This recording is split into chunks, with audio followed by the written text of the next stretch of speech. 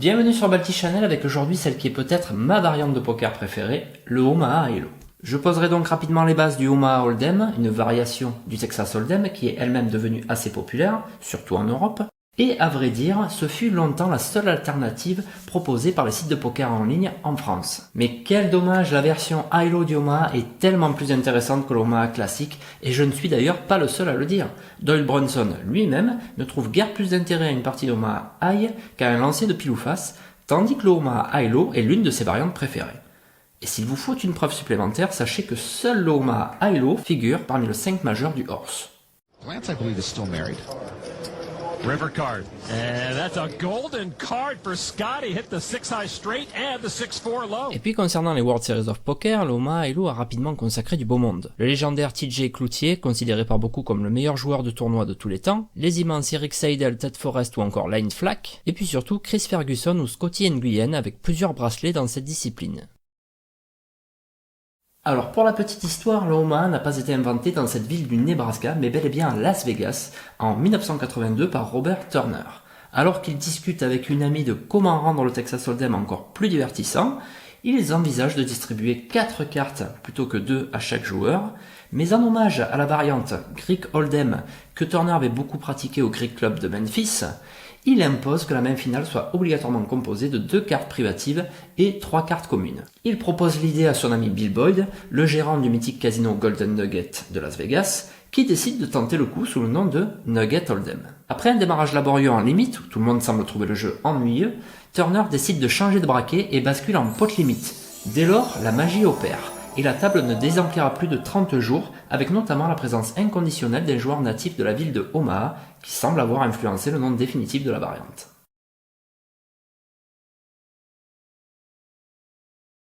Au Omaha Hold'em, le coup se déroule exactement comme au Texas Hold'em, sauf que chaque joueur reçoit donc 4 cartes privatives au lieu de 2. S'ensuit un premier tour d'enchère, puis on retourne 3 cartes communes au centre de la table. C'est le flop qui donne lieu à un second tour d'enchère. On retourne ensuite une 4e carte commune appelée la turn, puis nouveau tour d'enchère. Puis c'est la fameuse river, parfois impitoyable, parfois miraculeuse, qui débouche sur un 4e et dernier tour d'enchère. Le pot est alors remporté par la main de 5 cartes la plus forte, avec cette contrainte par rapport au Texas Hold'em. Cette main doit obligatoirement être composée par 2 cartes privatives parmi les 4 du joueur, et par 3 cartes communes parmi les 5 retournées sur la table. Là réside toute la beauté, toute la difficulté du Omaha.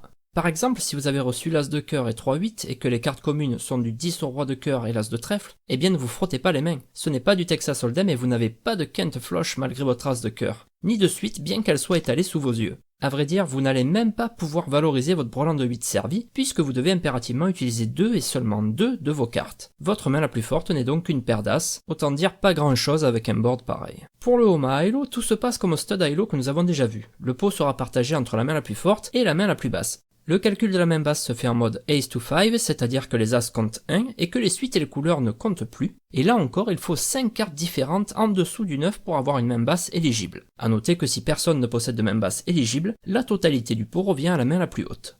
Par exemple, si vous avez reçu cette main et que les cartes communes sont celles-ci, alors votre main haute sera un full au roi par les 4, tandis que votre main basse sera un honorable 6 haut. Dans cet autre exemple, vous remarquerez qu'il n'y a que 4 cartes différentes en dessous du 9 exploitables, puisqu'on ne doit en utiliser que 2 de sa main, et donc vous ne pouvez prétendre au pot du bas. En revanche, avec la couleur à cœur hauteur As, vous possédez la meilleure main haute possible au Omaha avec ce board. La meilleure main basse possible est donc la roue, As de 3, 4, 5, suivie par les 6 hauts, puis les 7 hauts, et enfin les 8 hauts, puisque toute carte au-dessus du 8 est disqualifiée. En cas d'égalité, vous constatez que c'est le rang de la 2e carte la plus haute qui permet de trancher, puis de la 3e, et ainsi de suite. Ce coup d'exemple de Omaha Elo se jouera en pot limite, car c'est vraiment le système d'enchères qui se prête le mieux à cette variante. Elle peut se jouer en limite, mais on y perd beaucoup en adrénaline, en psychologie et en tactique, tandis qu'en non limite, avec 4 cartes en main, beaucoup de maniaques trouveraient prétexte à aller au tapis avant même le flop. Donc, je vous recommande le pot limite. Ici, Pedro est en position de donneur. Les 2 joueurs suivants doivent poser des mises forcées avant même de recevoir les cartes. Mike, la petite blend, et Charles, la grosse blend. Ensuite, on distribue 4 cartes fermées à chacun, et le premier joueur à parler sera Jason. Et il a reçu une excellente main de départ, As 2, 4, 5, soit 4 cartes dans la wheel zone. Pourrait très bien relancer, mais il se contente de suivre. Quant à Daniel, avoir 4 piques en main diminue carrément ses chances de faire couleur, puisqu'il ne pourra en utiliser que 2. Il se couche donc. D'autant plus que la parole est maintenant à Mendoza, un joueur hyper agressif. Olé. Mendoza can do everything. You have to know this. Mendoza can raise. Il décide de réduire la concurrence en relançant de 3 fois la grosse blinde. Pedro est un joueur timide d'habitude, mais il a une paire de 10 et 2 cartes basses qui pourraient bien lui donner envie de voir le flop. Et il suit. La main de Mike est complètement random. Il passe. Et on revient donc à Charles qui avait misé la grosse blinde. Il n'a pas une main terrible, ni assez basse ni assez haute pour mériter de coller une relance. Mais c'est pourtant ce qu'il fait. Avec 3 autres joueurs dans le coup, Jason a tout intérêt à coller.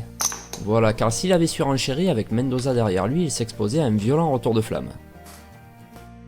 Et voici le flop avec 2 cartes basses et 2 trèfles. Tandis que c'est à Charles de parler, étant le premier joueur restant à gauche du dealer. Il check, n'étant pas assez fort pour ouvrir les hostilités. Jason lui ne possède qu'un tirage pour la main basse max. Il check aussi. No.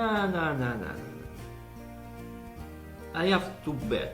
And when Mendoza bet, it bet big. Évidemment, avec une overpair et un tirage couleur, Mendoza ne peut s'empêcher de mettre la pression sur ses adversaires. Mais c'est risqué, surtout sans l'as de trèfle ni aucun tirage pour le bas. Il mise le maximum, 2500. les 2500 $ du pot. C'est beaucoup trop pour Pedro qui n'a pas trouvé son bonheur en flop. Eh oui, Charles se sent obligé de suivre car il possède un tirage couleur, un tirage bas et une paire de 8. Mais c'est très discutable. Avec un As-2 qui n'attend qu'une carte basse supplémentaire pour verrouiller le demi-pot du bas, Jason décide de rester en jeu lui aussi.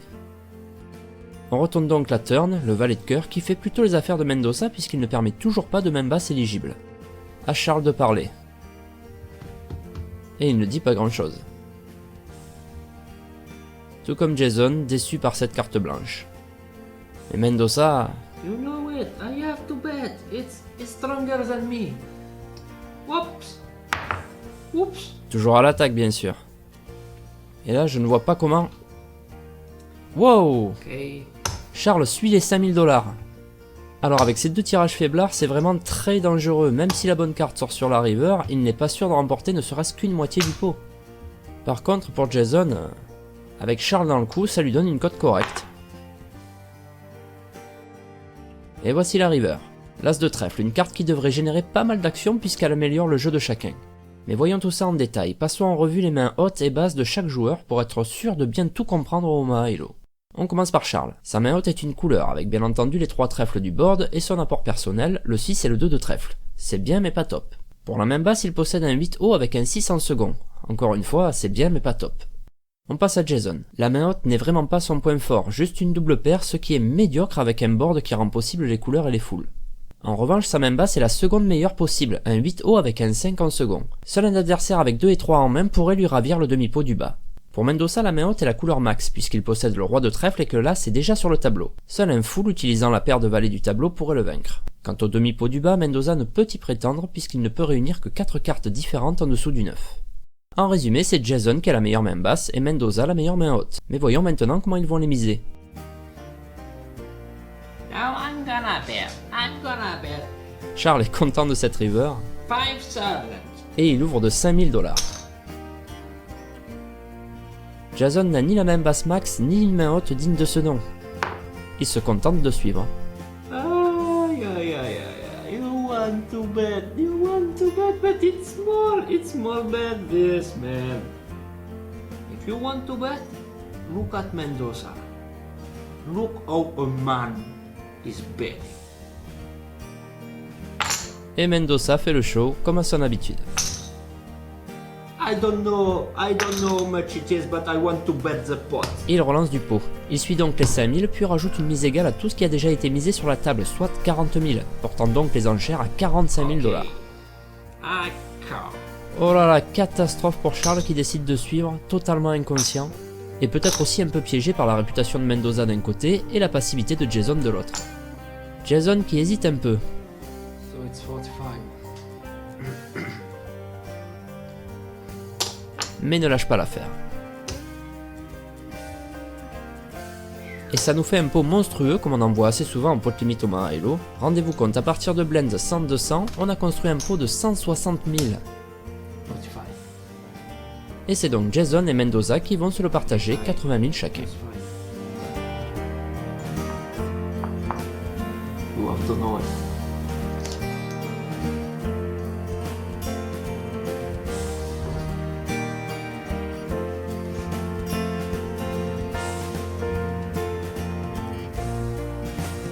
Voilà, en résumé, j'adore le Omaha Hello, Doyle Brunson adore le Omaha Hello, alors pourquoi pas vous? En attendant, je vous dis à plus.